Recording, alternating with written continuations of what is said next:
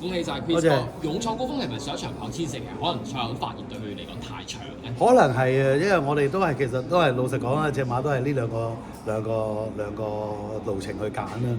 咁你睇翻佢上次好似就真係始終都好似爭啲咁樣。咁啊變相我哋今次又擺翻佢落去跑1200，即係留住佢。你見佢 off pace 嘅，你即係佢跟唔到嘅。呢個我諗係佢最佳嘅跑法咯。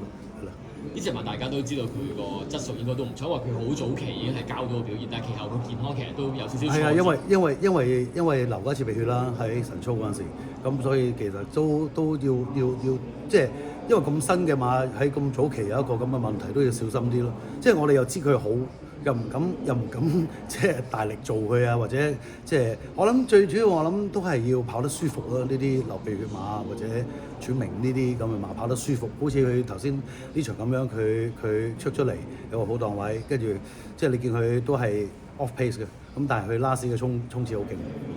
預祝佢上到3班都繼續有好。希望係，多謝晒。再一次多謝 Chris 哥，唔該晒。多謝晒。